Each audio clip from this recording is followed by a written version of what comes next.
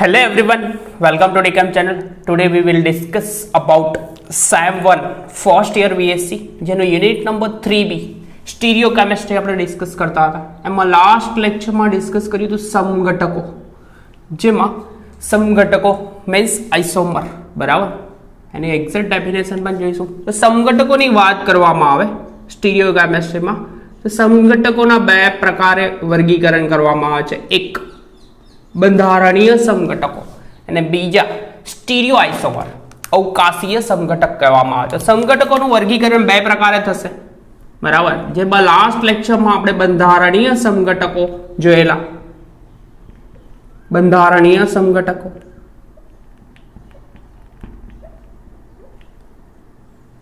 And stereo isomer અથવા અવકાશીય સમઘટકો.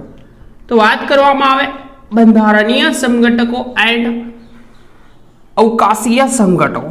Generally બંધારણીય સમઘટકોની વાત કરવામાં આવે તો ચેઇન આઇસોમર, શૃંખલા સમઘટક, ક્રિયાશીલ સમૂહ સમઘટકો, સ્થાન સમઘટકો, ટોટોમર્સ, બરાબર, ટોટોમર્સ અથવા મેટામર્સ.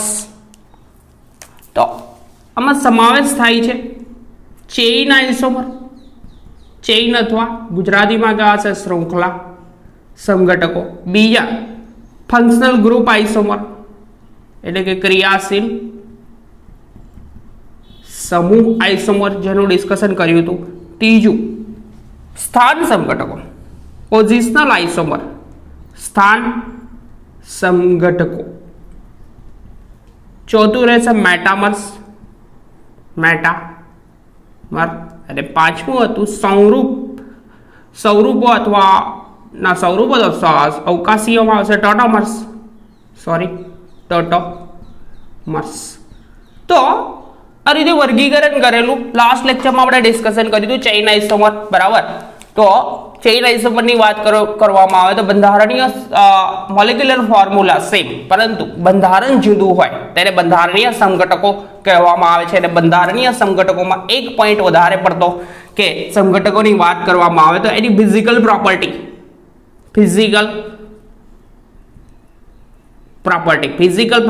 એન્ડ કેમિકલ પ્રોપર્ટી બંને ડિફરન્ટ હોય. તો જનરલી ડેફિનેશન હોય તો એક્ઝેક્ટ વેમાં મેં લખાવું છું. તો મોલેક્યુલર ફોર્મ્યુલા સમાન, બરાબર, એટલે કે સંયોજનનું અણુસૂત્ર સમાન હોય પરંતુ બંધારણીય સૂત્ર જુદા જુદા હોય તેને બંધારણીય સમઘટકો કહેવામાં આવે છે, જેમના ફિઝિકલ પ્રોપર્ટી એટલે કે ભૌતિક ગુણધર્મો એઝ વેલ એઝ રાસાયણિક ગુણધર્મો જુદા જુદા હોય. ત્યાર પછી હતું અવકાશીય સમઘટકો. તો અવકાશીય સમઘટકોની વાત કરવામાં આવે તો તેમાં જુદા જુદા સમઘટકો ત્રણ પ્રકારના પડે છે, બરાબર. તો એક છે ભૌમિતિક સમઘટકો, ભૌમિતિક સમઘટકો, બરાબર. બીજા છે સંરૂપો જેને કોન્ફોર્મર કહેવામાં આવે છે.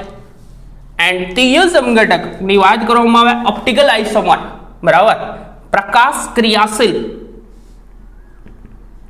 અથવા પ્રકાશ સમઘટક. તો ઓલરેડી આપણે આનું ડિસ્કશન કરેલું છે, બરાબર.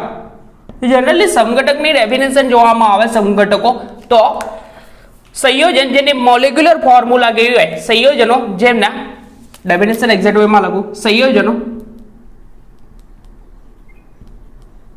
ના આણ્વીય સૂત્ર સમાન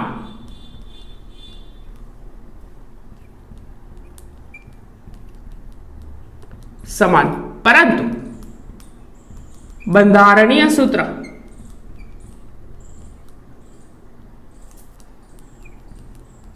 એટલે કે બંધારણ જુદું અને as well as physical property એટલે કે ભૌતિક ગુણધર્મો, મેલ્ટિંગ પોઈન્ટ છે, બોઇલિંગ પોઈન્ટ છે, એની વાત છે. ભૌતિક અને રાસાયણિક ગુણધર્મો જુદા હોય, રાસાયણિક ગુણધર્મ જુદા હોય જેને સમઘટકો એટલે કે બંધારણ જુદા એટલે કે બંધારણીય સમઘટકોમાં આવશે જેને બંધારણીય સમઘટક કહેવામાં આવે છે. તો બંધારણીય સમઘટકો કહે છે. એકદમ સિમ્પલ વસ્તુ છે. કે ભાઈમાં શું હશે, મોલેક્યુલર ફોર્મ્યુલા સમાન હશે, પરંતુ બંધારણ જુદું હોય તો બંધારણીય સમઘટકો કહેવામાં આવે છે. તો બંધારણીય સમઘટકો આપણે ડિસ્કસ કર્યા હતા, શૃંખલા સમઘટકો, બરાબર, ક્રિયાશીલ સમૂહ, સ્થાન સમઘટકો, મેટામસ એન્ડ ટોટોમસ, જેનું ડિસ્કશન કર્યું હતું. હવે જોવાનું છે અવકાશીય સમઘટકો કઈ રીતના થશે. તો આપણે પહેલા ડિસ્કસ કરીશું ભૌમિતિક સમઘટકો, જેને જીઓમેટ્રિકલ આઇસોમર કહેવામાં આવે છે, પણ કઈ રીતના થાય છે એનું ડિસ્કશન કરીશું, બરાબર.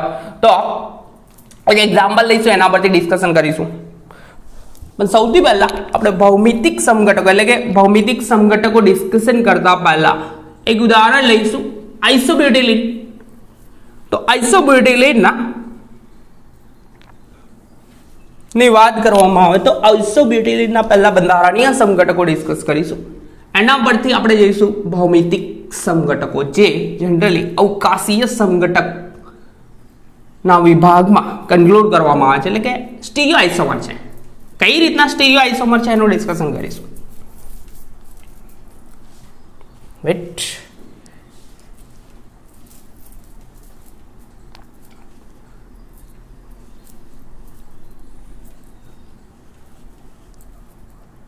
સપોઝ બ્યુટિલિન છે,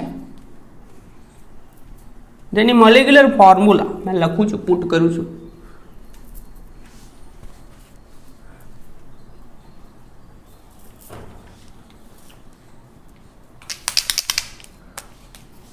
સમઘટકોમાં જોવાનું છે આપણે પહેલા બંધારણીય સમઘટક, એના પરથી જઈશું.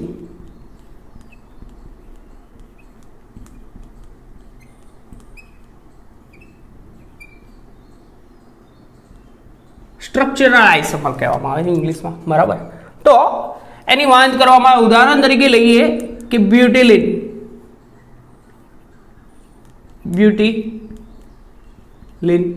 જેની મોલેક્યુલર ફોર્મ્યુલા થશે 4 કાર્બન વાળું છે, C4H8 અલ્કીન છે, બરાબર. CnH2n સામાન્ય સૂત્ર થશે ભાઈનું. તો અને સમઘટકો જોવામાં આવે બંધારણીય સમઘટકો, તો સપોઝ 1 2 3 4 કાર્બન થયા, 4 કાર્બન વાળું બ્યુટેલિન, એક ડબલ બોન્ડ પુટ કરું, બરાબર, અલ્કીન છે તો એક ડબલ બોન્ડ આવશે. એક સમઘટક આ પ્રકારે થશે, બીજો સમઘટક કંઈક આ રીતના થશે, ડબલ બોન્ડની પોઝિશન બદલી કાઢું, એન્ડ ત્રીજો સમઘટક કંઈક આ રીતના થશે, પુટ કરું હાઇડ્રોજન. તો હાઇડ્રોજન પુટ કરવાનો હોય તો કાર્બનની સંયોજકતા જોવાની. તો અહીંયા જનરલી કાર્બનની સંયોજકતા 4 હોય તો અહીંયા એક બોન્ડ બનેલો છે, તો ઓલરેડી એક બોન્ડ છે તો 3 હાઇડ્રોજન મેં પુટ કરી શકું. અહીંયા 2 બોન્ડ છે તો 2 હાઇડ્રોજન, અહીંયા 3 બોન્ડ બનેલા તો એક જ હાઇડ્રોજન પુટ કરે, અહીંયા 2 છે તો 2. તો નામ થશે, નંબરિંગ કરું, 1 2 3 એન્ડ 4. તો બ્યુટ 1 ઇન નામ થશે બ્યુટ 1 ઇન. અહીંયા હાઇડ્રોજન પુટ કરું, એક બોન્ડ બનેલો તો 3 હાઇડ્રોજન, અહીંયા પણ એક બોન્ડ છે તો 3 હાઇડ્રોજન, અહીંયા 3 બોન્ડ બનેલા, એક આ 2 બોન્ડ, તો એક હાઇડ્રોજન અહીંયા, એક હાઇડ્રોજન અહીંયા. તો નંબરિંગ કરું 1 2 3 4, કાં તો આમથી કરો તો બી ચાલે, 2 નંબર પર ડબલ બોન્ડ આવશે એટલે નામ થશે બ્યુટ 2 ઇન. એન્ડ લાસ્ટ વન ત્રીજો સમઘટક. તો ત્રીજો સમઘટક અહીંયા બોન્ડ બન્યા છે 2 હાઇડ્રોજન પુટ કરી શકો, અહીંયા 3 ને 3 6 ને 2 8 હાઇડ્રોજન થઈ ગયા, કાર્બન 4 જ છે, કોઈ પ્રોબ્લેમ નહીં. તો બંધારણીય સમઘટકો જુદા જુદા A B and C 3 સમઘટકો મળે છે, બરાબર. તો મેં પુટ કરી દઉં A, આ ભાઈને કહી દઉં B and C, 3 સમઘટકો મળે છે. તો આપણા ભાઈઓ એટલે કે સાયન્ટિસ્ટોએ પ્રાયોગિક રીતે અવલોકનો કર્યા, આ 3 સમઘટકોનો પ્રાયોગિક અવલોકન કર્યા. તો બ્યુટિલિનનું આણ્વિય સૂત્ર કયું હતું? C4H8 છે. પરંતુ 3 સમઘટક એટલે કે 3 સમઘટક એના શક્ય છે, અને જેમાં એના મેલ્ટિંગ પોઈન્ટ, બોઇલિંગ પોઈન્ટ અને ઘનતા જેવા ફિઝિકલ પ્રોપર્ટી જુદી જુદી છે. તો મેં પોઈન્ટ લખું કે પ્રાયોગિક રીતે પુરવાર થયું, સાયન્ટિસ્ટોએ પ્રેક્ટિકલી પ્રાયોગિક રીતે પુરવાર થયું કે બ્યુટિલિન જેની મોલિક્યુલર ફોર્મ્યુલા થશે C4H8 ના 3 સમઘટકો, 3 સમઘટકો શક્ય છે.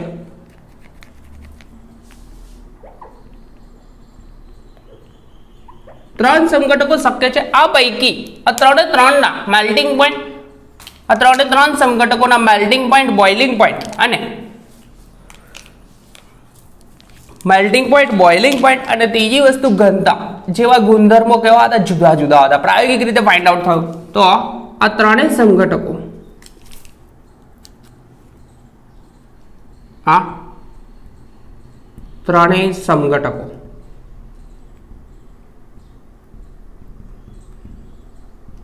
મેલ્ટિંગ પોઈન્ટ એટલે કે ગલન બિંદુ, બોઇલિંગ પોઈન્ટ એટલે કે ઉત્કલન બિંદુ, બરાબર, એન્ડ ઘનતા એટલે કે ડેન્સિટી જેવા ગુણધર્મો અથવા ફિઝિકલ પ્રોપર્ટી જુદી જુદી છે, જુદા જુદા હોય છે. એટલે કે 3 ના જેમ જેમ સ્ટ્રક્ચર બદલાય છે તેમ તેમ મેલ્ટિંગ પોઈન્ટ, બોઇલિંગ પોઈન્ટ એટલે કે ફિઝિકલ પ્રોપર્ટી, ભૌતિક ગુણધર્મ કેવા થાય છે? ફિઝિકલ પ્રોપર્ટી ડિફરન્ટ બને છે, બરાબર. તો ત્યાર પછી આ ભાઈની કેમિકલ પ્રોપર્ટી ચેક કરવામાં આવી. તો આ 3 સમઘટકનું હાઇડ્રોજનેશન કરવામાં આવ્યું. હાઇડ્રોજનેશન કરવામાં આવે છે ત્યારે એક સમઘટક આઇસોબ્યુટેન માં આપે છે. તો આ 3 સમઘટકનું એટલે કે આ 3નું હાઇડ્રોજનેશન કરવામાં આવે એટલે કે એડિશન થશે હાઇડ્રોજનનું. આ 3 સમઘટકનું હાઇડ્રોજનેશન કરવામાં આવે. હાઇડ્રોજનેશન એટલે કે હાઇડ્રોજનનું એડિશન થશે, H2 નો અણુ ઉમેરાશે એટલે કે પાઇ બોન્ડ બ્રેક થશે ને બધી જગ્યાએ શું થશે? હાઇડ્રોજન એડ થશે. તો આ સમઘટકનું નામ રાખવાનું રહી ગયું આઇસોબ્યુટીન. શું કહેવાશે? આઇસોબ્યુટીન નું હાઇડ્રોજનેશન કરતા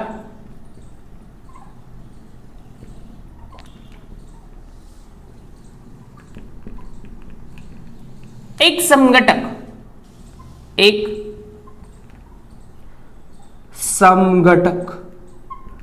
આઇસોબ્યુટેન મળે છે. આઇસોબ્યુટેન મળે જે દર્શાવે છે કે આ 3 બંધારણ પૈકી એક બંધારણ જે છે તે સીધી ચેનનું નથી. એટલે કે હાઇડ્રોજનેશન થાય એટલે કે એડિશન 2 હાઇડ્રોજન છે, હાઇડ્રોજનનું બોન્ડિંગ બ્રેક કરું તો બોન્ડિંગ બ્રેક થાય, અસમવિભાજન થાય તો એક બંને ઇલેક્ટ્રોન મેળવે માઇનસ ચાર્જ, એક ગુમાવે પ્લસ ચાર્જ. અને અહીંયાથી બોન્ડિંગ બ્રેક થાય, વિદ્યુત ઋણતા કોની વધારે? આ કાર્બનની વધારે, મેળવે માઇનસ, અહીંયા પ્લસ, બરાબર. તો માઇનસ ચાર્જ ધરાવતા જોડે પ્લસ ચાર્જ ધરાવતો હાઇડ્રોજન આવે અને પ્લસ ચાર્જ ધરાવતા કાર્બન સાથે એક હાઇડ્રોજનનું એડિશન થશે એટલે કે આઇસોબ્યુટીન માંથી ફોર્મેશન થશે આઇસોબ્યુટેન. દેખાય છે? આઇસોબ્યુટેન નું ફોર્મેશન થયું. ચાર્જ રિમૂવ કરી દો, બરાબર. તો આ રીતનું થશે. તો એક સમઘટક આઇસોબ્યુટેન મળે છે જે સમઘટક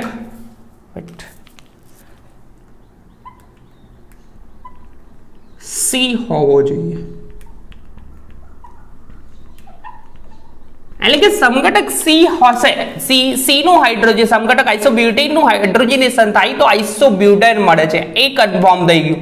ત્યારબાદ બાકીના 2 સમઘટકોનું હાઇડ્રોજનેશન કરવામાં આવ્યું તો નોર્મલ બ્યુટેન મળ્યું. એટલે કે આ બંને ભાઈઓ કેવી સીધી ચેનમાં છે એવું પુરવાર થયું, બરાબર. તો આ સાઈડ રબ કરું, બંધારણીય સમઘટક બી રબ કરી દો છો.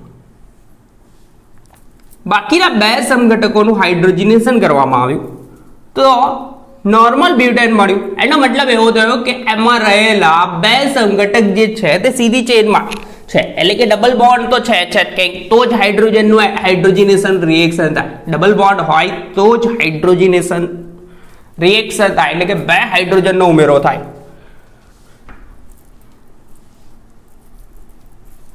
તો પ્રેક્ટિકલી રીતે કરીશું આ વયે ફરીથી હાઇડ્રોજનેશન કરાયું તો નોર્મલ બ્યુટેન મળ્યું.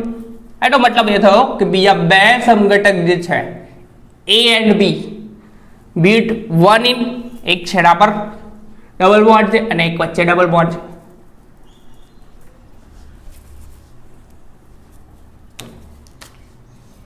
તો લખી શકું મેં બાકીના બે સમઘટક નું હાઇડ્રોજનેશન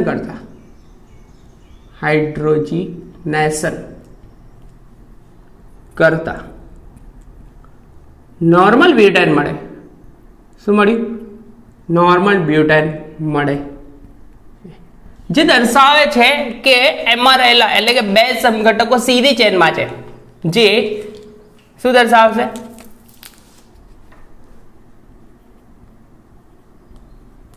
જે દર્શાવે છે કે સમઘટક A એન્ડ B, બરાબર, ઓલરેડી પુટ કર્યા હતા, bit 1 in and bit 2 in સીધી ચેઇનમાં છે, સીધી ચેઇન ધરાવે છે. ત્યાર પછી આપણા ભાઈએ કેમિકલ રિએક્શન કરાવી ઓઝોનોલિસિસ. શું કર્યું? ઓઝોનોલિસિસ. તો ઓઝોનોલિસિસ એટલે કે ડબલ બોન્ડ જ્યાં છે ત્યાં ઓઝોનોલિસિસ કરવામાં આવે તો ફોર્મેશન થાય મોલેઝોનાઇડ. ત્યારબાદ રીઅરેન્જ થાય, રીઅરેન્જમેન્ટ થાય એન્ડ ઓઝોનાઇડ ફોર્મ થાય, અને એ ઓઝોનાઇડનું જ્યારે જળ વિભાજન કરવામાં આવે તો આલ્ડિહાઇડ ફોર્મ થાય છે. શું ફોર્મ થાય? આલ્ડિહાઇડ. તો ત્રણ સમઘટકો લખી દો, પછીથી લખીશ, કોઈ પ્રોબ્લેમ નહીં. તો બાકીના સમઘટકોનું જ્યારે ઓઝોનોલિસિસ કરવામાં આવ્યું, સમઘટકોનું જ્યારે ઓઝોનોલિસિસ કરવામાં આવ્યું તો આપણને આ ત્રણેય સમઘટકો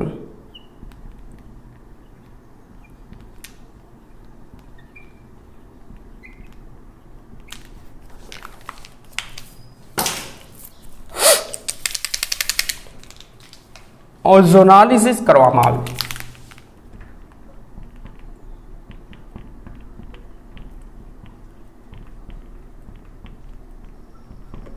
જ્યારે પણ ઓઝોનોલિસિસ કરવામાં આવે તો ફોર્મેશન થાય આલ્ડિહાઇડ. ઓઝોનોલિસિસ કરવામાં આવે ત્યારે તે પૈકી એક સમઘટક ફોર્માલ્ડિહાઇડ આપે છે કરતા એક સમઘટક ફોર્માલ્ડિહાઇડ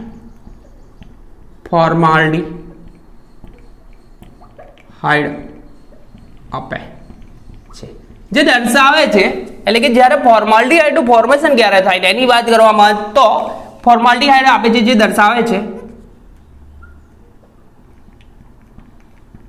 કે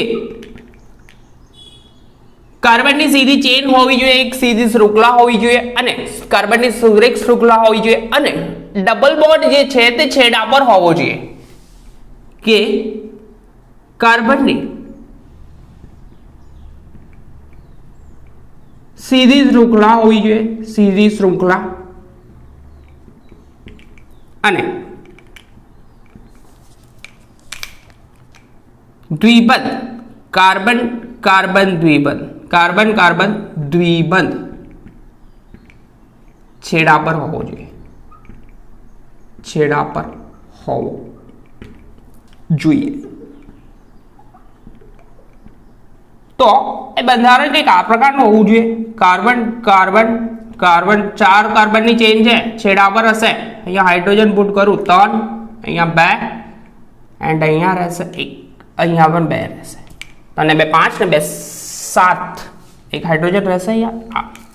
તો જ્યારે પણ અહીંયાથી ઓઝોનાઇડ ઉમેરાય તો અહીંયા ફોર્માલ્ડિહાઇડનું ફોર્મેશન થાય, એટલે કે આ તો અહીંયાથી ફોર્મેશન થશે C double bond O H અને કહેવાય ફોર્માલ્ડિહાઇડ. તો ફોર્માલ્ડિહાઇડનું ફોર્મેશન અહીંયા ઓક્સિજન ઉમેરાઈ જશે તો સી ડબલ બોન્ડ ઓ અને બે હાઇડ્રોજન કાર્બન જોડે જોડાયેલા. તો ફોર્માલ્ડિહાઇડનું ફોર્મેશન થયું જે દર્શાવે છે કે આ ભયમાં દ્વિબંધ ક્યાં આગળ હશે? છેડા પર. બરાબર. એ સિવાય બાકીના બે સમઘટકોનું ઓઝોનાલિસિસ કરવામાં આવ્યું તો એસિટાલ્ડિહાઇડ મળે છે. એટલે કે એસિટાલ્ડિહાઇડની ઉત્પત્તિ સૂચવે એમ છે કે આમાં રહેલો દ્વિબંધ જે છે તે વચ્ચે હોવો જોઈએ. એટલે કે કાર્બન નંબર અહીંયા નંબરિંગ કરું 1 2 and 3 છેડો હોવો જોઈએ જે સમઘટક એ એટલે કે બ્યુટ 1 ઇન છે. એટલે કે બ્યુટ 1 ઇન હોય તો જ આ ફોર્માલ્ડિહાઇડનું ફોર્મેશન થાય. એ સિવાય આગળ જઈએ તો બાકીના બે સમઘટકોનું ઓઝોનાલિસિસ કરવામાં આવ્યું. આ રબ કરી દો. આઇસોબ્યુટેન તો પુરવાર થઈ ગયું. કેમિકલ પ્રોપર્ટી જુદી છે. બરાબર. ફિઝિકલ પ્રોપર્ટી તો જુદી જુદી જ હતી. તો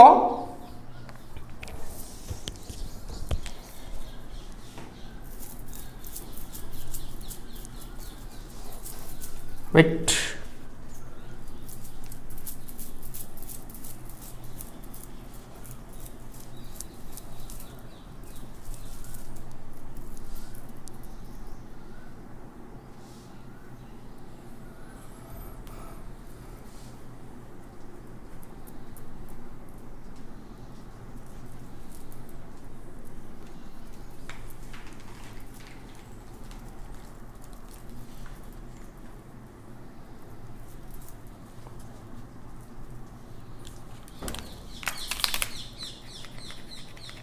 બાકીના બે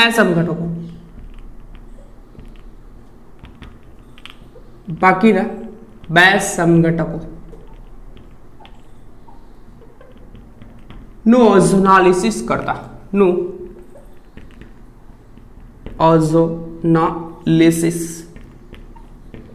કરતા એસિટાલ્ડિહાઇડ મળે છે. એસિટાલ્ડિહાઇડ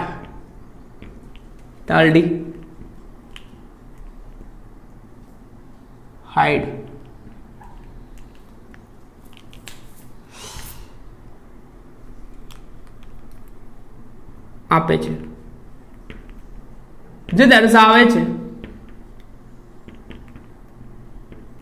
કે carbon number 2 and carbon number 3 વચ્ચે દ્વિબંધ હોવો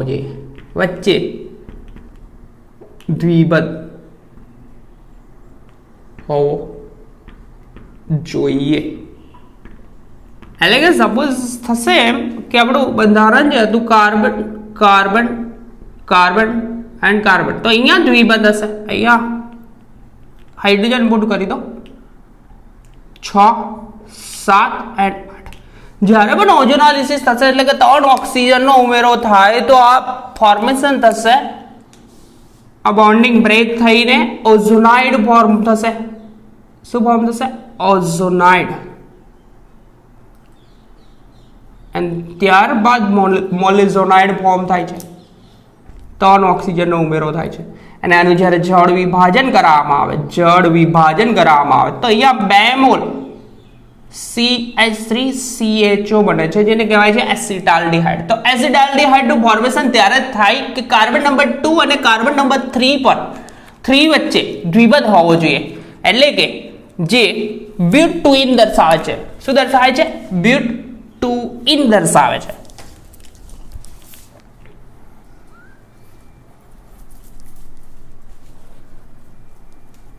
અને જો બ્યુટ એટલે કે કાર્બન નંબર 2 અને 3 વચ્ચે દ્વિબંધ હોવો જોઈએ જે બ્યુટ 2 ઇન એટલે કે બંધારણ બી દર્શાવે છે. આપણા 3 બંધારણ હતા બ્યુટ 1 ઇન, બ્યુટ 2 ઇન અને આઇસોબ્યુટીન. બરાબર. જો કાર્બન નંબર 2 અને 3 વચ્ચે દ્વિબંધ હોય તો જુદા જુદા પ્રકારની 2 સમઘટકતા ક્રિએટ થાય છે. એટલે કે 2 ભૌમિતિક સમઘટકતા ક્રિએટ થાય છે. જ્યારે આપણે કહીશું ભૌમિતિક સમઘટક જે છે geometrical isomer carbon number 2 C double bond C બરાબર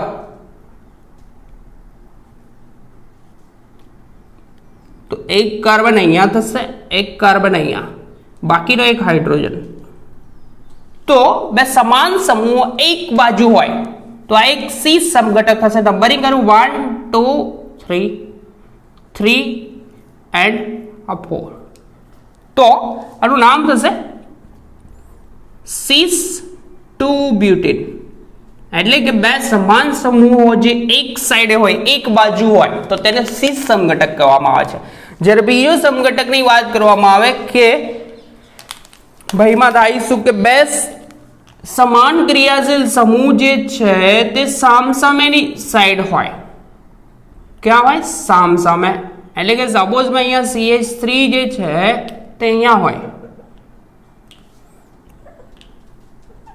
સામસામે તો આને કહેવાશે ટ્રાન્સ સમઘટક ટ્રાન્સ 2 બ્યુટીન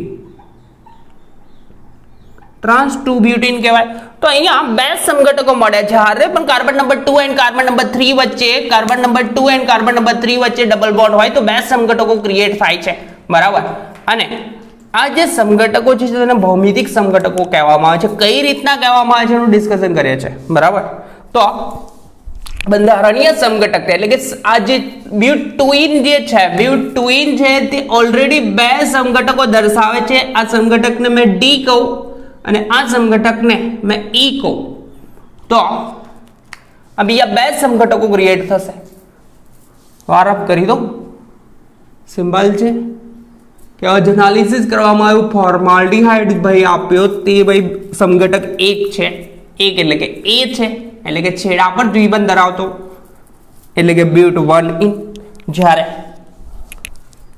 બાકીના સમઘટકોનું અજનાલિસિસ કરવામાં આવ્યું તો એસિટાલ્ડિહાઇડ ક્રિએટ થયો એસિટાલ્ડિહાઇડનું ફોર્મેશન દર્શાવે છે કે કાર્બન નંબર 2 અને કાર્બન નંબર 3 વચ્ચે શું હોય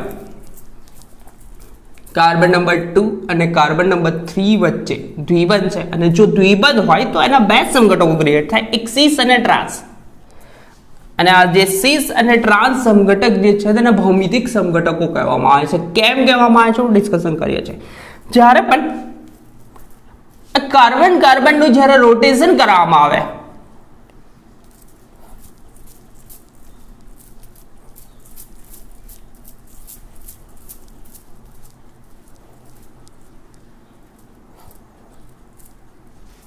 સમઘટક ડી અને ઈ ની વાત કરવામાં આવે કે જ્યારે જો આપણે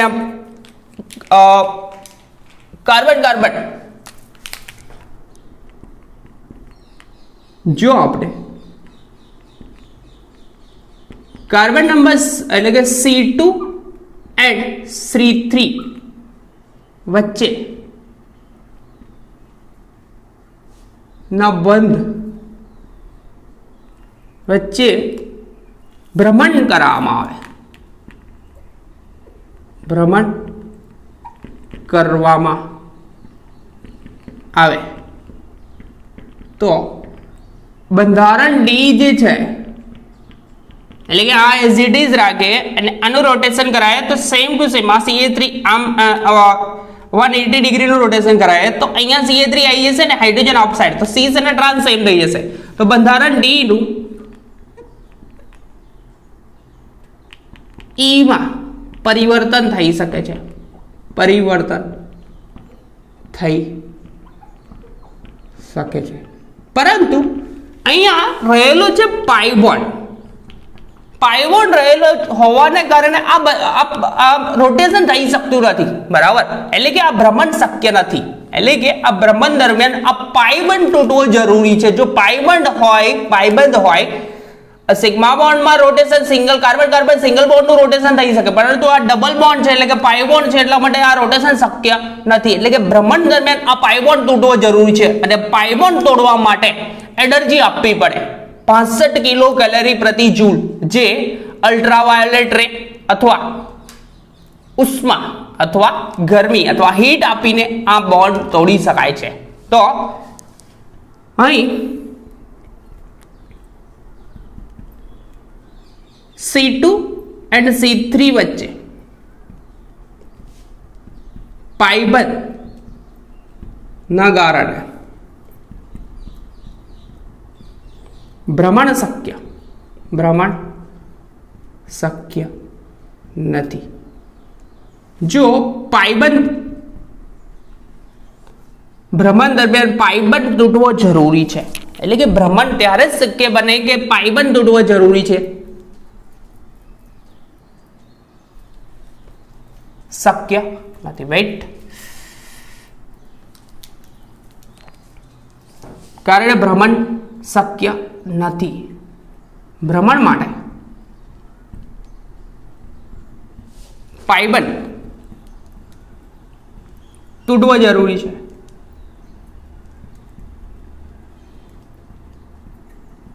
જે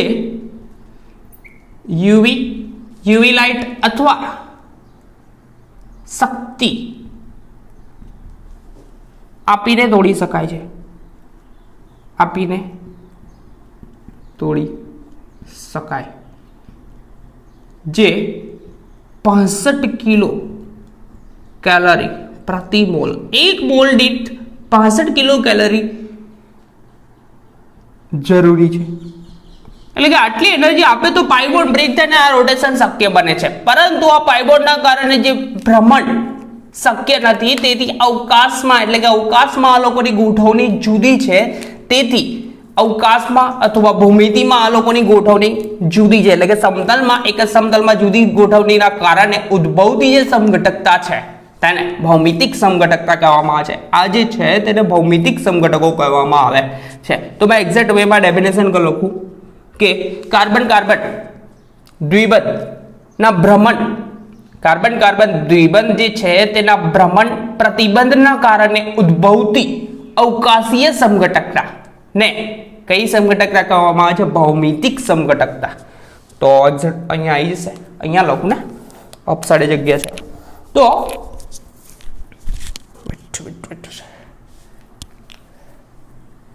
કાર્બન કાર્બન દ્વિબંધ જે છે, કાર્બન કાર્બન દ્વિબંધના ભ્રમણ પ્રતિબંધ, એટલે કે ભ્રમણ શક્ય ન હોવાના કારણે ઉદ્ભવતી જે સમઘટકતા છે તેને કઈ સમઘટકતા કહેવામાં આવે છે?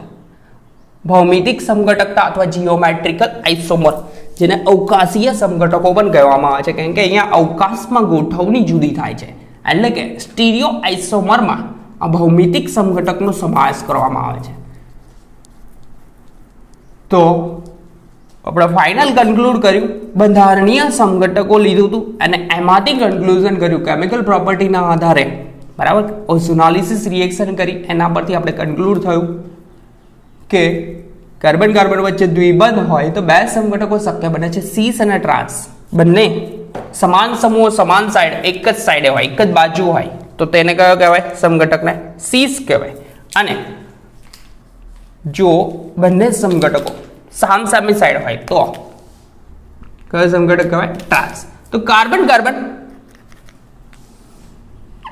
લઘુ કાર્બન કાર્બન દ્વિબંધ ભ્રમણ પ્રતિબંધ, ભ્રમણ પ્રતિબંધ એટલે કે ભ્રમણ શક્ય નથી ના કારણે ઉદ્ભવતી અવકાશીય સમઘટક,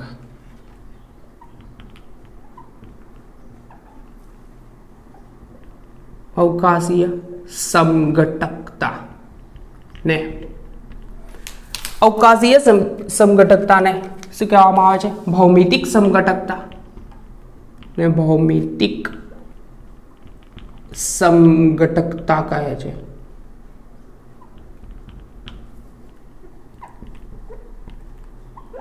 એટલે કે જીઓમેટ્રિકલ આઇસોમર પણ કહેવામાં આવે છે. એટલે કે અવકાશમાં ગોઠવણી જુદી હશે, બરાબર. જીઓમેટ્રીમાં, ભૂમિતિમાં ગોઠવણી જુદી હશે તો અને ભૌમિતિક સમઘટકતા અથવા જીઓમેટ્રિકલ આઇસોમર કહેવામાં આવે છે.